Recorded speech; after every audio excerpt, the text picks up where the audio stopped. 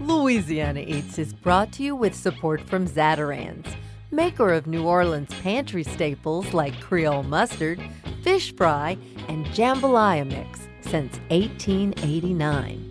Recipes and more at zatarains.com.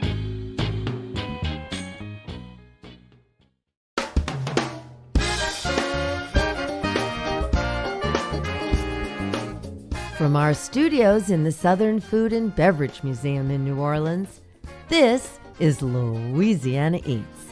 I'm Poppy Tooker. Cuba and New Orleans are tied together in many ways, from our Creole flavors to our laid-back attitude, but maybe most of all in our music. Back in December of 2015, I took the trip of a lifetime when I traveled to Cuba for their annual jazz festival. Over the course of a week there, we took excursions into the countryside to learn about tobacco production and the art of cigar making. We dined in delicious paladares, private homes that are open to visitors where delicious, authentic food is served. But most of all, every night we attended unforgettable concerts where the magical sound of Cuban jazz filled the night air. Recently, I learned that Cuban native but longtime New Orleanian Alina Fernández is still making travel to Cuba possible for Americans. She'll demystify all the new laws and tell you about her plans for the 2020 Havana Jazz Festival. So on this week's episode, we're revisiting my special trip and learning from Alina exactly what she's got planned. Mix up the mojitos and light up the cigars. We're going to Cuba on this week's Louisiana Eats.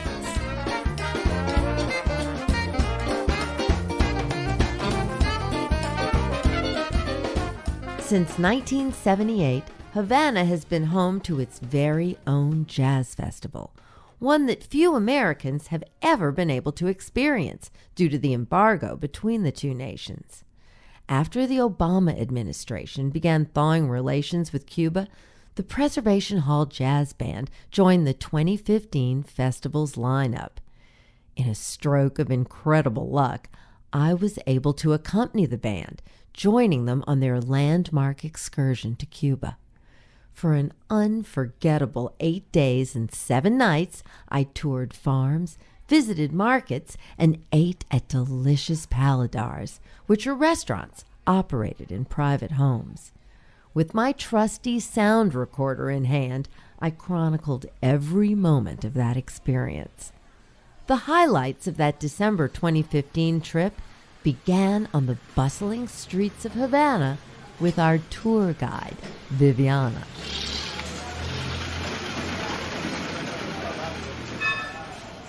My name is Viviana Rives. I work here in Cuba for the Havana Travel Company, based in Havana, and I do a lot of groups from all over the world, but mostly Americans. One of the incredible perks of traveling with the Preservation Hall Band was our tour guide, Viviana. The bright, beautiful, and articulate Viviana totally took us under her wing and helped us maneuver the many confusing contradictions of life in Castro's Cuba.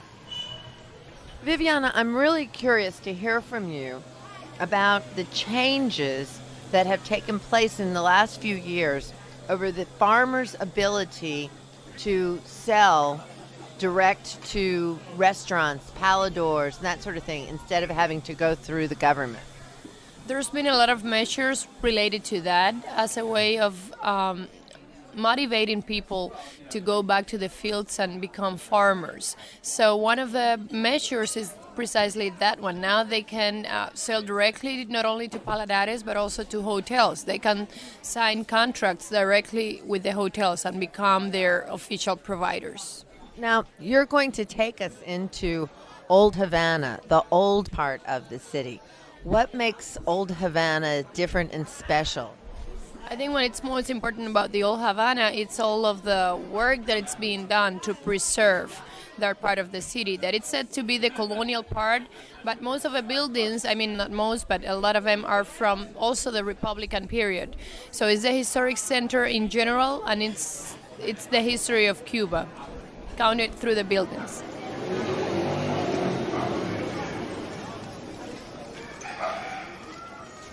As we walk along the streets in Old Havana, there are food vendors. There are people selling from carts, selling all sorts of things, and even selling from trays and boxes, things I've never seen before. What are the things that these people are selling? Various things, going from fruits to ice cream to chivirico, which is a really popular flour kind of candy with sugar. Thing that is really popular in Havana, peanuts. The white cones you see all over Havana or all over Cuba, those are peanuts cones. And in general, all those people, they have licenses to sell. They're able to go wherever they want in the city. They have, besides the license, they have like an ID that identifies them as vendors, public vendors. Cuba needed a way to get foreign currency into their economy, so a dual money system was established, cucs and pesos. Foreigners can only spend cucs, and Cubans can only spend pesos. The two currencies look remarkably the same, but cucs are a bit more colorful. Street vendors and farmers market vendors are quite eager to give you change in pesos. The exchange rate in pesos for cucs is more than 26 pesos for one cuc. Pretty tricky, huh? £1, 25. Hasta estaba en inglés. Oye, cosa es eso? Son detectores penales, cosa es eso. What is this fruit? Mango. Mango. And this? Mandarina. Tangerine. 25 per pound. 25 per So this is the farmers market. This is where you come to get all of the fruits, all of the vegetables, the fresh ones. What are the difference between all these tubers over here? Oh, big flavor! It's totally different. Carrots, yuca, malanga, similar to taro root, but taro root grows in the swampy area. This is regular land, regular dirt. Sweet potato. So the flavors are totally different. At the market, I spent my cucs on a repurposed Havana Club rum pint bottle filled with something called Ricardo's Picante Afrodisiaco. El picante, la Viagra cubana. Viagra cubana, afrodisíaco. Hot pepper sauce. Ese sí está bueno y es afrodisíaco porque tiene picante con jengibre. Cuban food is remarkably bland, but their pepper sauce is anything but. Woo! Holy moly. Caliente. Caliente. They make the green-colored sauce from a pepper they call the wow wow pepper, which is similar to our bird's eye peppers. I didn't mind getting my change in unspendable Cuban pesos on that purchase. Okay.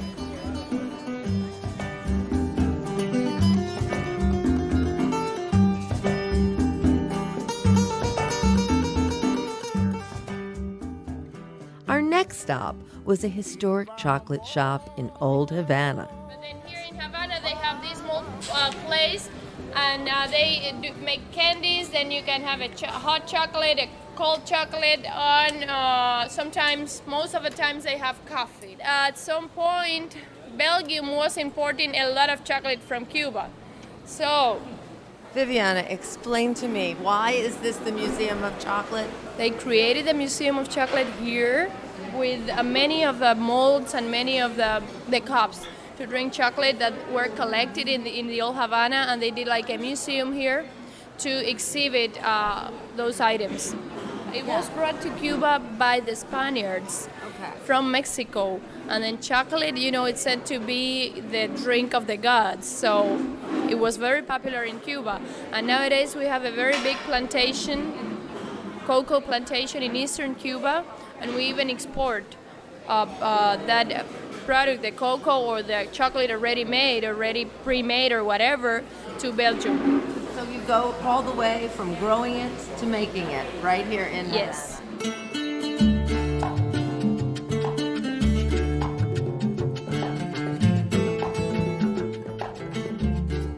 What is more synonymous with Cuba than rum? Mojitos, anyone? Viviana led us into a rum emporium where we tasted and purchased some divine distillations that haven't ever been consumed stateside. Yet. We're gonna start talking here about rum. Do you like rum? Most common or most popular rum in Cuba before the revolution was the Bacardi. But you know, they were very smart and they sold their pattern to the Philippines and Puerto Rico, and when the revolution triumphed, they left. So it was not a Cuban company anymore, so it was not nationalized. After the Bacardi had left, the Havana Club became the national rum of Cuba. That was the former Arechavala rum. It's really popular, exported to the entire world. However, we have other rums in Cuba. We have, for example, the Santiago de Cuba, we have the Caney, and those two are made in the former Bacardi factory with the same masters of rum, with the same barrels, the same raw materials, and then it's a really, really good rum that is not exported anywhere. So you find it only in Cuba. Now that you can bring back a cigar and rum, that'll be a very nice one to take because you won't find it anywhere else. So here we're gonna do a little tasting. This one in particular is my favorite. It's Legendario, around 7 years aged. So go ahead, have a sip, and I'll be back here.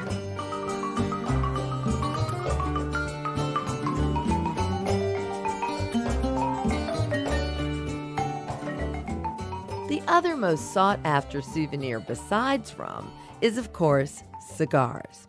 We traveled into the countryside outside of Havana to visit a tobacco farm and learn why Cuban cigars are considered the best in the world. He's saying today it's tobacco weather. Porque el tiempo está del norte. Because the wind is coming from the north. So you have to irrigate them? Tienes que regarla.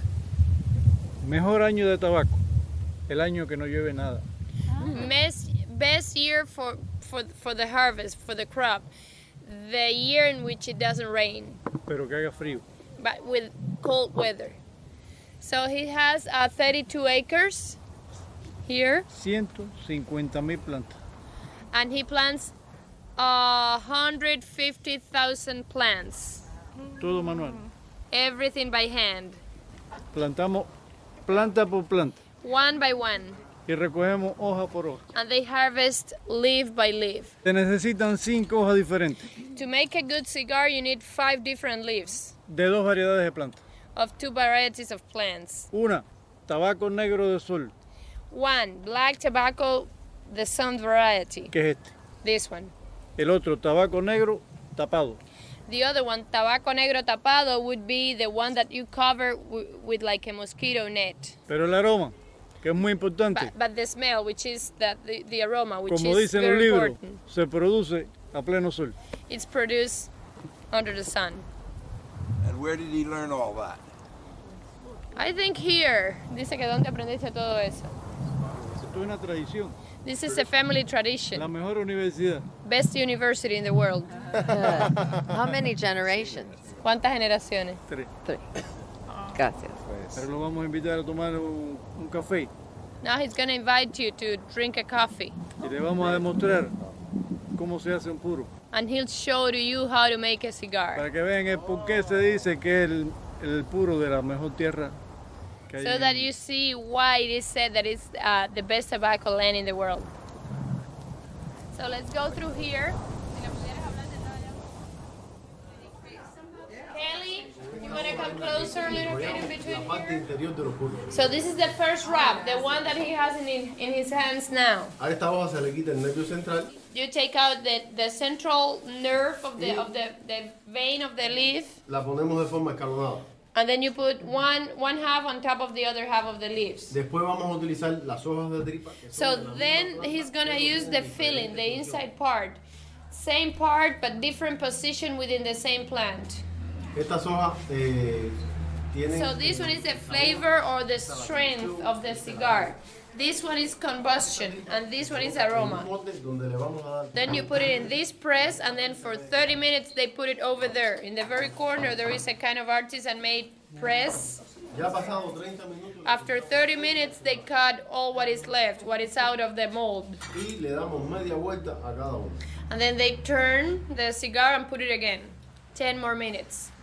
After those 40 minutes, that inside part is ready for the final wrapper. Esta hoja. Beautiful.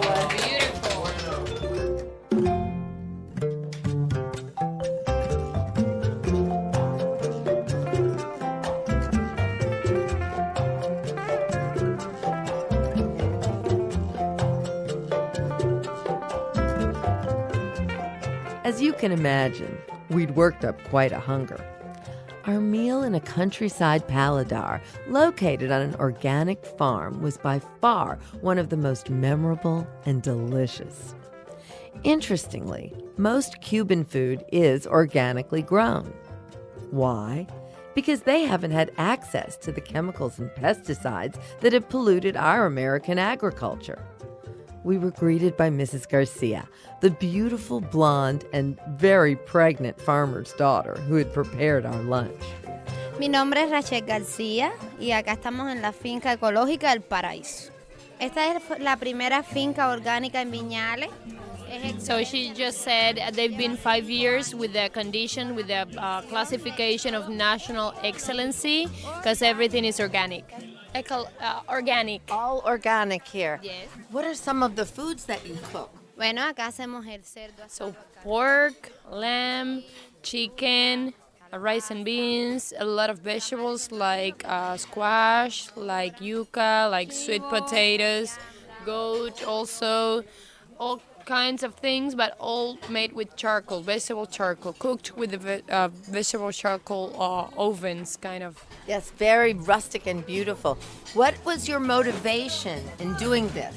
¿Qué te motivó a empezar este tipo de finca? Bueno, en sí fue mi papá. My dad is the owner and the starter of everything.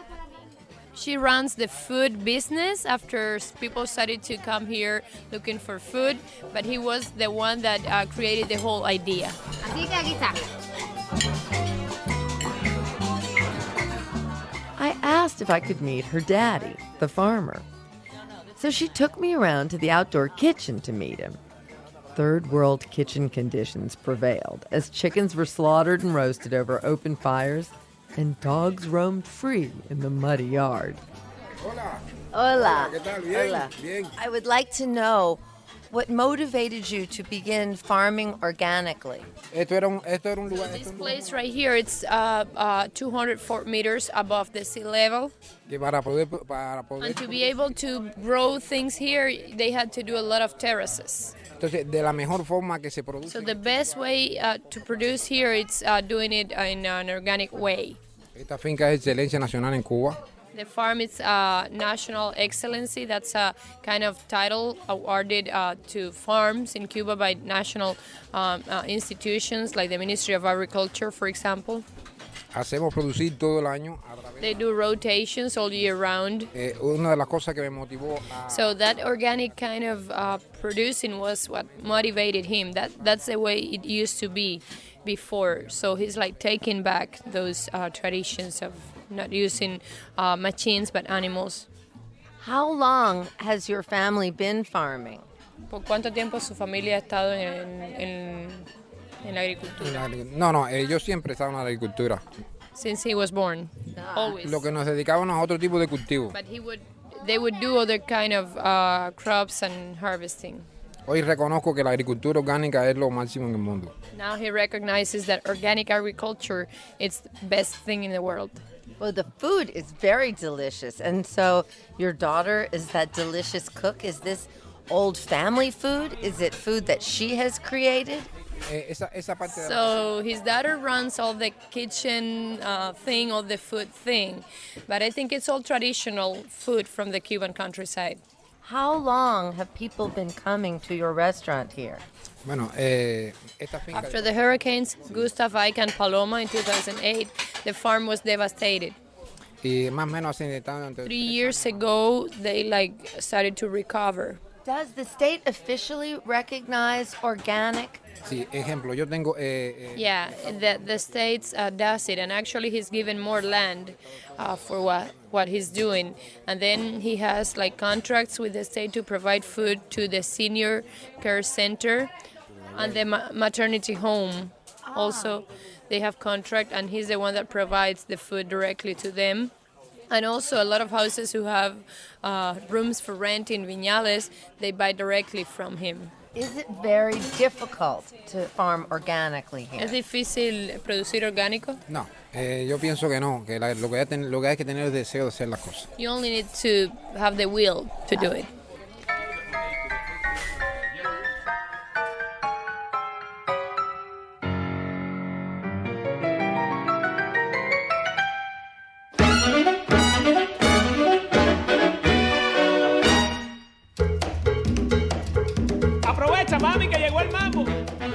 Highlights from my 2015 trip to Cuba with the Preservation Hall Jazz Band for the Havana Jazz Festival. In January 2020, the festival will be celebrating its 35th year. Coming up next, we meet Alina Fernández, who's leading a trip to Cuba for Americans, especially for that event. She tells us her story and clears up some confusion about the new travel restrictions. Louisiana Eats returns in a moment. Baile, baile en el mambo. Baile, baile en el mambo. Baile, baile en el mambo. Baila rapidito que este mambo es muy cortico. Ven y baila lo sabroso, ven y baila un poquito. Baila mi mambo que esto se acaba, ya se acaba, se acaba.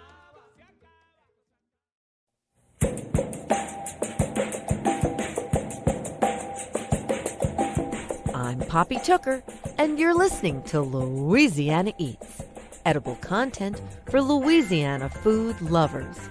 Louisiana Eats is brought to you with major support from Camellia Brand, Beans Done Right, a New Orleans tradition since 1923, and from Ralph's on the Park, overlooking City Park's ancient oaks, serving locally sourced Gulf seafood, meats, and farm-fresh produce, all presented with a global spin by Chef Chip Flanagan. Lunch, dinner, Saturday and Sunday brunch, and private parties at 900 City Park Avenue in Mid-City.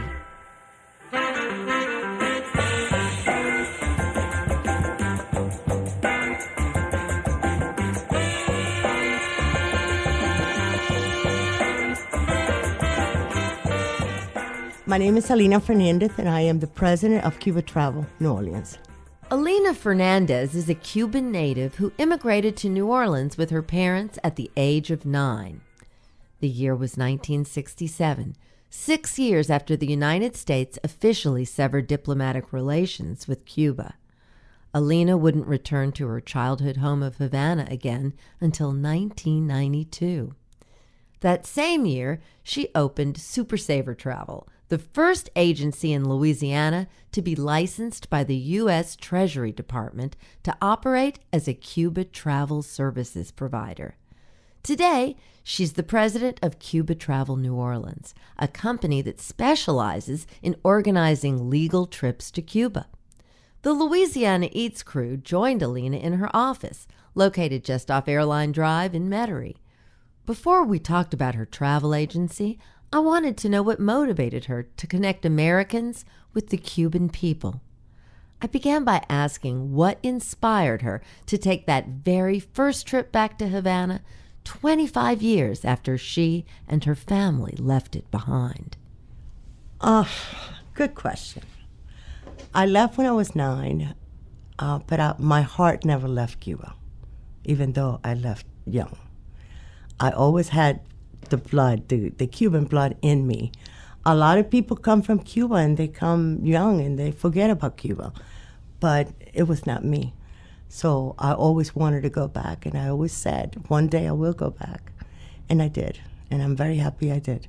So how old were you when you went back to Cuba? 36. I was 36 years old when I went back. It's so funny because when I first decided to go to Cuba, my entire family was having a fit. You know, they said, why are you going to Cuba? You know, you're going to start working with the communist people. I said, no. I want to go back to Cuba, and I want to be able to do Cuba here in New Orleans. I was scared because I thought that when I would go to Cuba, I would find people dressed in army, you know. And no, I was surprised. You know, it was normal. I didn't see the change. I didn't feel the change. Maybe because I left Cuba when I was 9, so I wouldn't know the difference like my parents would. So it didn't affect me. But I love the people, and the other thing I love is the food. Lobster. I can't afford to eat lobster here, but I can afford to eat lobster in Cuba. And they make it so delicious. There was one particular paladar that I loved. And matter of fact, now when I went, I kept eating there every day. My friend kept saying, hey, you're not going to change paladar? They have very good cooks in Cuba. They do. What are some of the lovely pastimes that you like to do when you're there? The beach. I love the beach. Varadero is beautiful. I think I've gone to Cancun and I've gone to Bahamas, but I think beaches like Cuba, there's none. They're the most beautiful beaches I've ever seen in the world. If things would change in Cuba, I think I would move back over there. What made you decide to become a travel agent and eventually have your own agency in order to take people to Cuba? Well, I did have a travel agency. I was a travel agency before I went to Cuba. As a Cuban, I was able to go. American at that time were not able to go, but as a Cuban, I was able to go.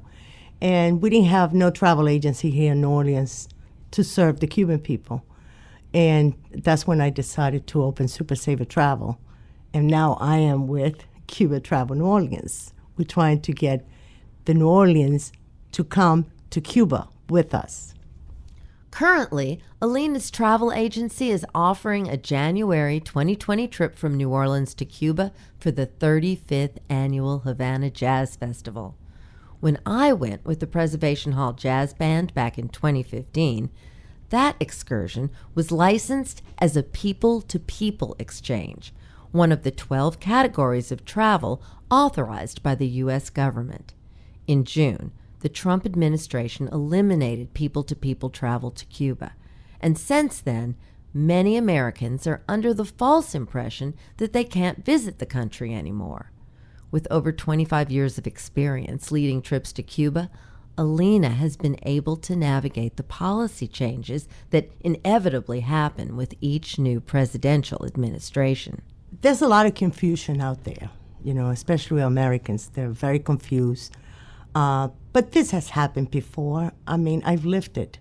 The Clinton administration was the first one who came out with a people-to-people cultural exchange. And that's how people used to go to Cuba. Americans used to go to Cuba. Then we had the Bush administration, who for 8 years closed the door on Cuba. Then we had the Obama, and then now we got Trump, and it's just back and forth. But that doesn't mean that Americans can't go to Cuba. The main thing that Americans needs to understand that we have 12 categories to go to Cuba.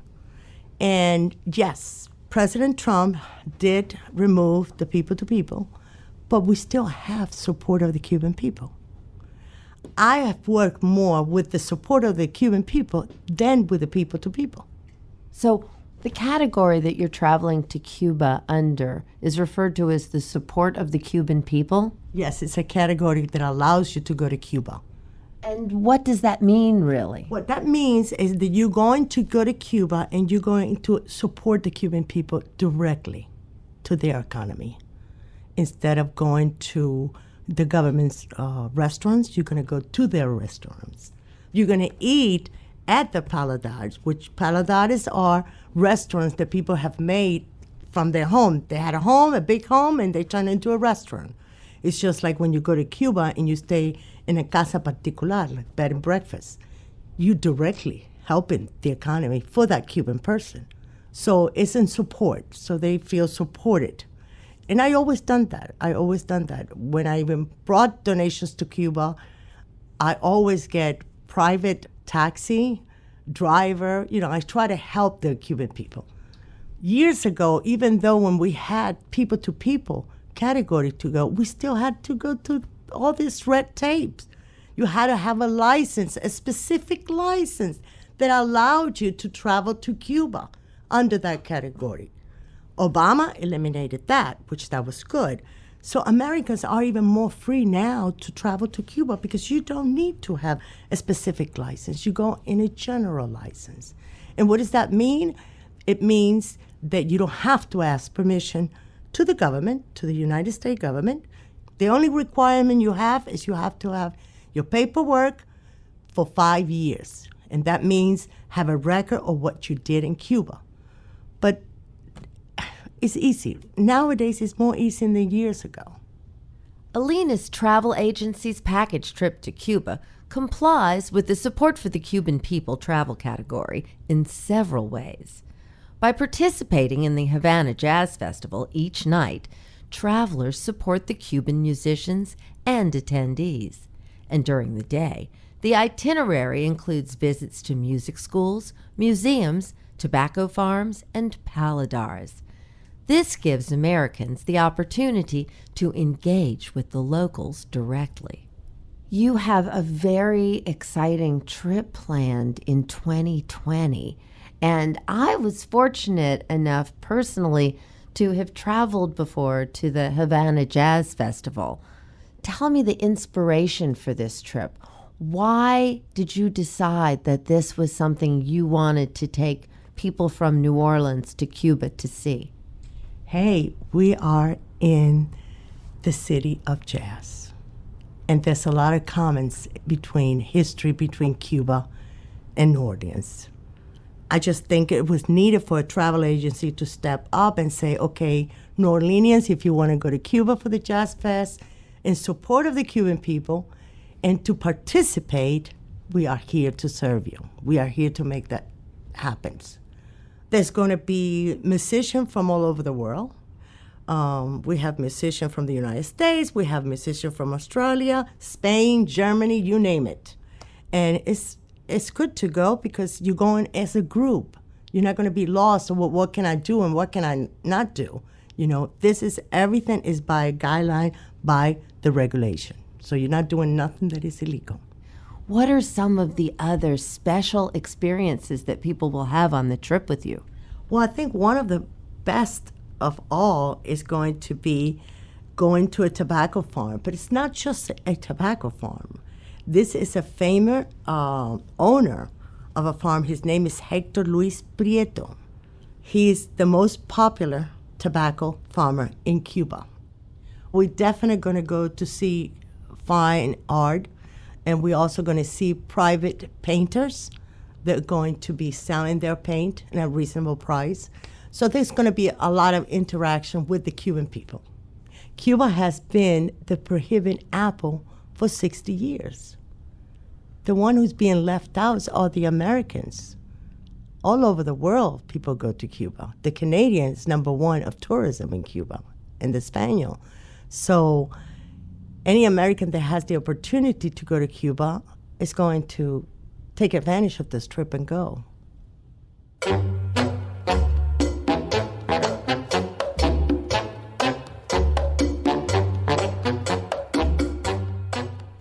That was Alina Fernández, president of Cuba Travel New Orleans. If you'd like to learn more about Alina's trip to the Havana Jazz Festival, which will take place in January 2020, visit her website, cubaneworleans.com, or call 504-252-9774. I'm Poppy Tooker, and you're listening to Louisiana Eats.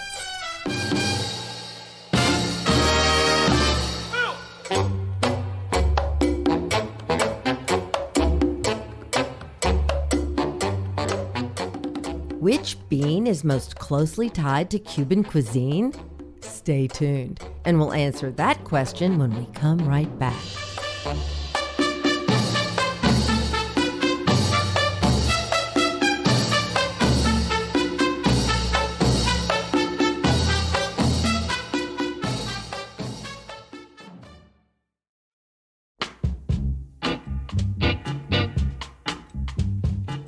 Poppy Tooker, and you're listening to Louisiana Eats, edible content for Louisiana food lovers. Louisiana Eats is made possible with major support from St. Tammany Parish Tourist Commission. Located 40 minutes from New Orleans' French Quarter, the North Shore's Tammany Taste features the chefs and farmers, brewers and bakers of St. Tammany Parish's culinary scene. Visit LouisianaNorthshore.com to discover more. Louisiana's North Shore, where New Orleans has come to play and get away for more than a century. Additional support for Louisiana Eats comes from Cuba Travel New Orleans, a local travel agency now offering an authentic trip to the acclaimed Havana Jazz Festival in 2020. Designed to support the Cuban people through music and arts. Visit CubaNewOrleans.com or call 504-252-9774 to book your trip today.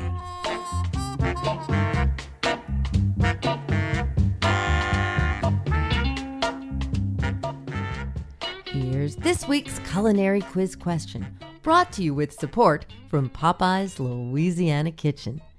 Which bean is most closely tied to Cuban cuisine? The black turtle bean is a small, shiny bean variety commonly called black beans. It's especially popular in Latin America, but it also makes an appearance in the Cajun and Creole cuisines of South Louisiana. In Cuba, the black bean is as ubiquitous as our beloved New Orleans red bean. It's the main ingredient in moros y cristianos, a dish that appears on every Cuban restaurant menu and on virtually every Cuban dinner table. Moros y cristianos translates as Moors and Christians, a reference to the period in the 15th century when wealthy Spanish Christians drove the Moors from the south of Spain into Africa. History aside, black beans are also really good for you.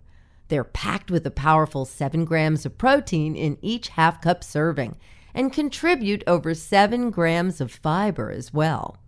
The iron, phosphorus, calcium, magnesium, manganese, copper, and zinc all contribute to bone health. And besides, they're just plain good. Don't wait to go to Cuba for moros y cristianos. Black beans have been part of the offerings from Camellia brand beans for almost 100 years. You'll find that recipe and lots others by visiting CameliaBrand.com. I'm Poppy Tooker, and black beans are good for you and simply good Louisiana Eats.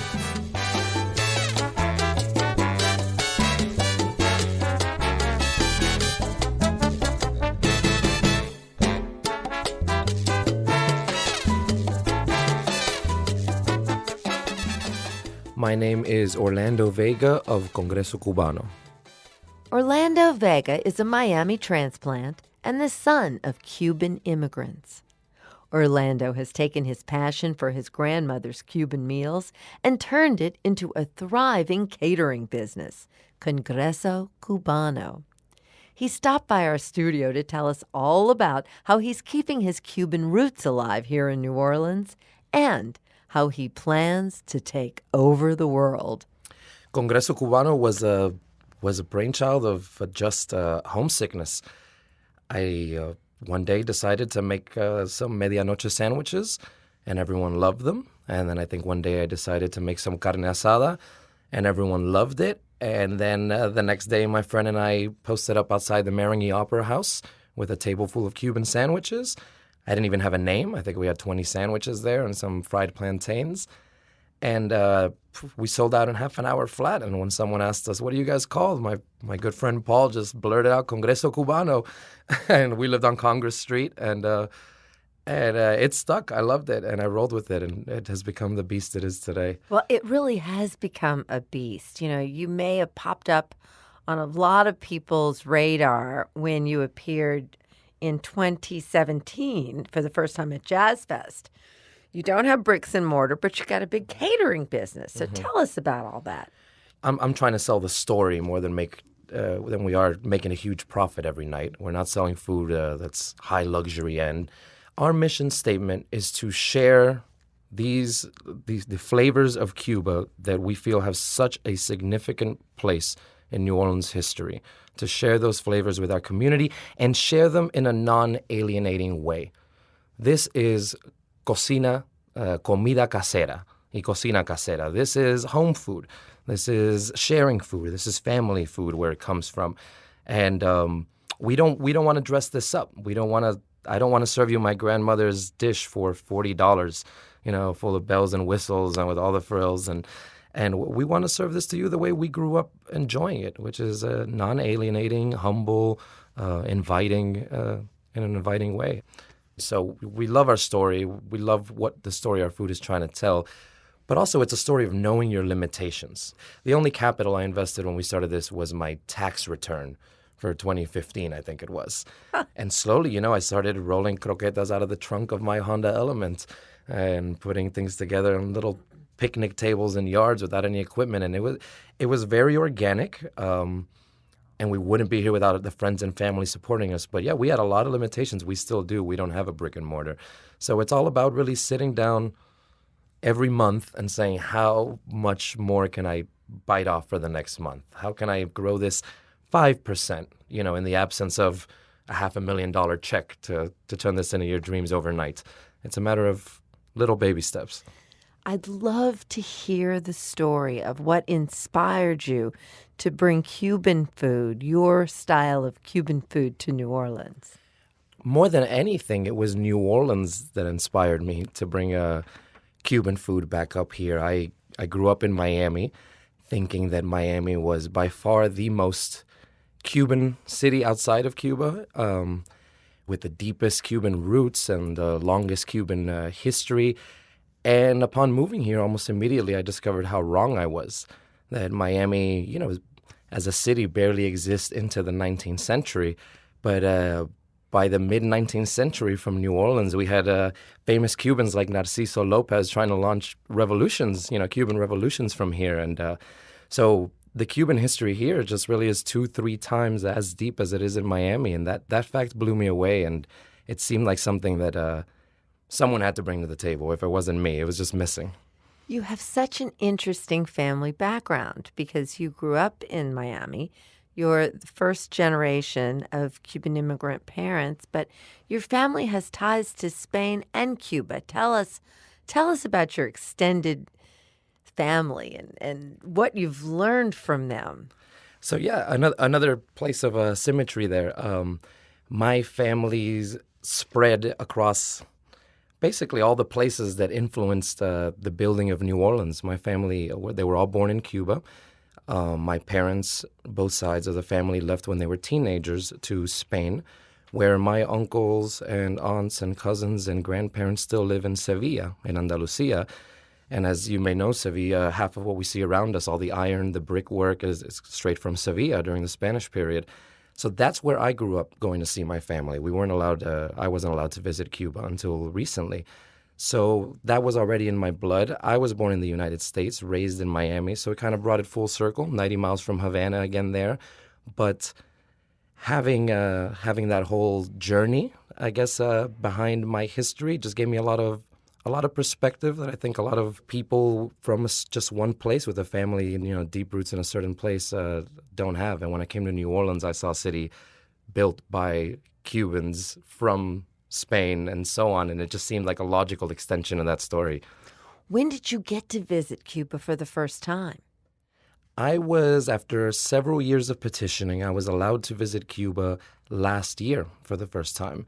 And I remained the only member of my nuclear family, or really I think my extended family, to go back and build that bridge or try to keep that bridge up. if you will. Did you find family members there? Did you Absolutely. go visit family? I still have a lot of family, and we're still close to them, and we still help them and send them some revenue and try to help however way we can. And we've never lost touch with them, but no one's ever really crossed over. You know, we've had one or two of them visit us for a week here, but always on a very short visa, on a very tight leash. You mentioned your grandmother's food. So do you have her recipes? Are some of these things you're cooking actually family recipes? Well, it would be a stretch to call them family recipes. They are family adjustments made in paper on Nitza Villapol's famous Cocina Criolla cookbook. So I've got about 3 copies of my family's Nitza Villapol's. Nitza Villapol was the Cuban version of Julia Child? Julia Child, exactly. So every Cuban grandmother had her Nitza Villapol book, and I've got all 3 of my grandmother's books at home there in varying states of condition, but all full of their pencil marks and their notes and their adjustments and so on. And that's my primary source is right there. It's such a wonderful, wonderful connection to have your grandmother's books. Yeah. She must be very proud. She's very proud. She loves it. We speak on the phone every day, 30 minutes, and I tell her stories, and she's great. She's happy she can have a piece of Cuba, I think, on this side of the ocean to be proud of, because she's too old to ever go back and deal with that mess. It sounds to me like authenticity is one of your biggest credos. Absolutely. I don't feel that food is sacred or recipes are sacred, but I do think recipes should be respected. I'm all about changing and evolving and influencing foods. I don't think a country's food or a country's traditions should be static. But you do have to respect the context of that food and make sure that no matter how you change that food, it is projecting and it is communicating the same thing that it always did, if that makes any sense. What comes next for Congreso Cubano? What comes next for Congreso Cubano? The world. We're going to take over the world. We are currently in the process of expanding our catering options and our catering operations. And we are always exploring the opportunities for brick and mortars and so on. But we're in no rush. We really love our values. We really love our mission statement. And we feel very lucky that people 4 years later, most restaurants fail in the first year or two.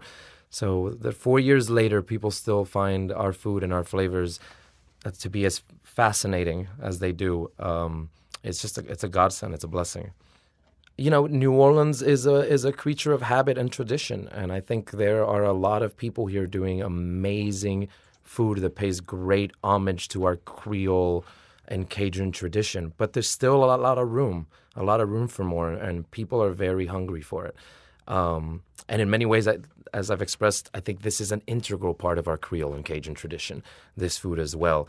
So the reception is wonderful. People love our food, and some people are a little curious about it. Some people are a little intimidated by it, but we are a loud, friendly staff of Latinos ready to answer your questions. So please just step up and don't be shy.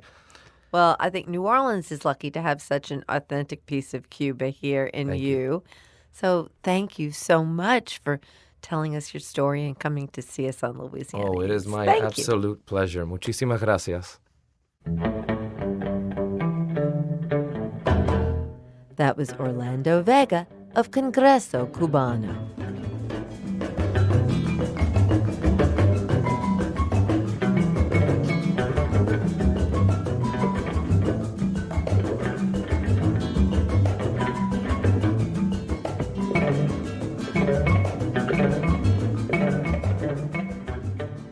That's it for this week's edition of Louisiana Eats, edible content for Louisiana food lovers. Catch up on previous editions and hear all about upcoming special events by visiting poppytooker.com. You can find videos, recipes, and even order cookbooks there. Louisiana Eats is made possible with major support from Popeye's Louisiana Kitchen, Zatarain's, Camellia Brand Beans, and St. Tammany Tourist Commission. Additional support for Louisiana Eats is provided by the Palace Cafe, home of the Weekend Jazz Brunch, featuring a build-your-own Bloody Mary bar, located in the historic Werline Music Building on Canal Street. Original theme music composed by David Pomerleau and performed by Johnny Sketch and the Dirty Notes. Big thanks to senior producer Joe Schreiner and special projects manager Reggie Morris, and to our business manager and social media maven, Maddie Mulladoo. Come visit us anytime in our Louisiana Eats studios at the Southern Food and Beverage Museum. We're on Instagram and Facebook too. Louisiana Eats is a production of Poppy Tooker Broadcasting.